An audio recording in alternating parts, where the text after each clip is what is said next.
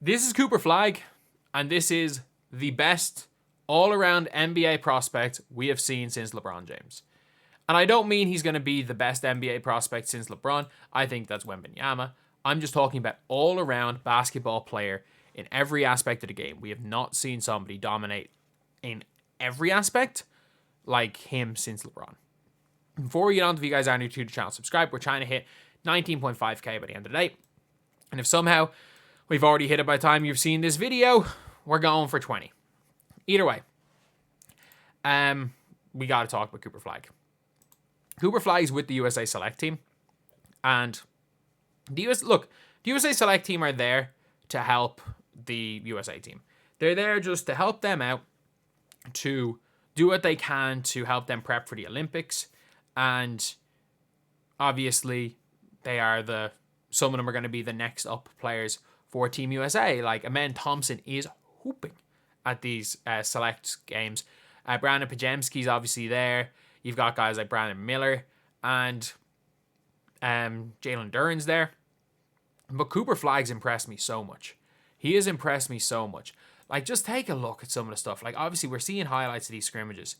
Like, look at this sequence. Cooper Flagg being guarded by Drew Holiday at 6'9", taking the ball up with arguably the best perimeter defender in the NBA guarding you. He's 17, by the way. He's not 18 until December.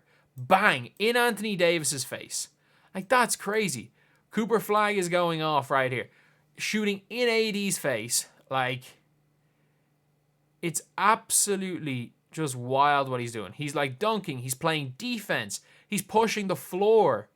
He's passing. And he has no flaws. Look at that putback. Look at that putback for Cooper Flagg. The shot goes up. He created the shot. And then he goes and does that. And look, this is, again, this is a 17-year-old. He's 17. Do you know that right now he's a year younger than LeBron was as a rookie when he got drafted? Right now he is a year younger. He's hitting threes. Even though LeBron went straight from high school and Cooper Flagg is going to be a one and done, I'm not joking when I say this. He's going to be the same age as LeBron James was because he reclassified. The man reclassified. He's 17. He's 17. Like, if he was, I want to just check what is, how far he is away from not being able to play. So he was born the 21st of December, 2006. If he was 11 days younger, he wouldn't be old enough to go into the draft next year.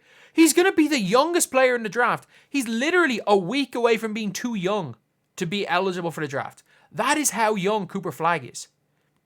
Like, LeBron James was, I think, is LeBron James 26th of December? So LeBron James he's the 30th of December. So LeBron James the 30th of December, 1984. So he was 19 on the 30th of December his rookie year. Cooper Flagg's going to be 19th on the 21st of December his rookie year. So he is effectively coming straight from high school into the NBA. And he has no flaws in his game. Like, he can handle it a little bit. He's legit 6'9". He's got a long wingspan. He's an athlete. He is not the greatest shooter, but he can shoot it a little bit. He's a passer. He does the little things. He plays defense. He blocks shots. He plays perimeter defense. He gets steals. Like, you're looking at AK-47 with offense. Like, he's an AK-47 type defender. Or a Sean Marion type defender that can just do everything on the defensive end. Like, is going to be there. He's going to be a 5x5 threat nearly every game. He's able to handle the ball. He can be a point forward. He can play in the post. He can shoot the three. He passes. Like, what? There's literally whatever the hell. Whoever drafts him can do whatever the hell they want with him. Like, if you end up getting lucky enough to get Cooper Flagg, whatever you want your draft pick to do, he will do. Except for maybe be a spot-up shooter. That probably is not the best role for him. But anything else, Cooper Flagg will do at an absolutely elite rate.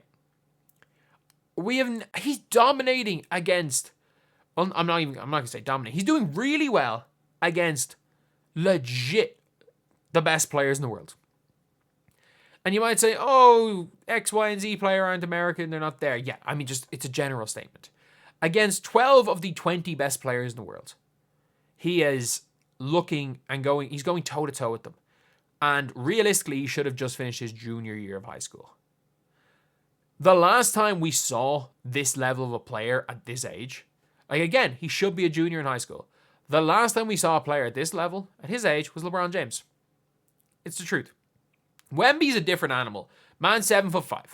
And look, Wemby is a 7'5" alien. He is a completely different, it's completely different talking about Wemby and talking about anyone else. Look, Wemby is the most unique prospect we've ever seen. Probably the best prospect in the history of the sport. But as far as a like for like goes, a lot of people are talking about like giving comparisons. He literally doesn't have a flaw. And these kids, like I've been watching VJ Edgecombe, and I think VJ Edgecombe would have been the number one pick you don't think twice this year. If VJ Edgecombe was able to, if he reclassified and was in the draft right now, it would be a no-brainer, or it was in the draft last year, it would be a no-brainer, don't think twice, VJ Edgecombe is number one. And I think he's number one in a lot of drafts. That man is the most athletic person I've ever seen, including like Ant. But Cooper Flagg, there's just no question about it. Cooper Flagg's the number one pick. Cooper Flagg could sit on his ass for his entire college career. Could just say, you know what, you go to Duke, go, you know what, nah, I'm not going to play. I'm not going to play. I'm not going to risk getting hurt. I'm just going to work out. I'm not going to play. He's still number one. He's still number one. Like, you don't, considering what he's doing at 17 years old against some of the best pros in the world, you're taking him number one, even if he refuses to play for a year in college. If he sits down and does not play. Obviously, maybe then there's an attitude reason why he mightn't, and people might be might use that as a negative, but basketball reasons, he is going number one. And there's going to be talk at some stage during the year, Edgecombe might be balling out in college, maybe outplaying Cooper Flagg. Bailey might be doing it. Like Dylan Harper might be playing really well in college. Who knows? Hugo Gonzalez could be balling out for Real Madrid senior team. Nolan Traore could be balling out in France. None of it matters. It doesn't matter. Cooper Flagg could be stinking it up in Duke. It doesn't matter. You take him number one. If he does not go number one in this draft, whoever takes him has got the steal of a century. The only thing is, he could end up being a Swiss Army knife type player at Duke. They could try to use him as a Swiss Army knife rather than as like a lead scorer, and he might average like 16, 6, 6, 2 steals, 2 blocks. Which is still going to be crazy. But maybe there's going to be someone putting up even crazier stats. Maybe if he averages like, let's just say he averages 14, 5, 5, 1.5, 1.5.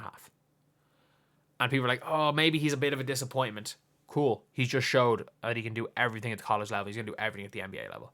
He's going number one. No question about it.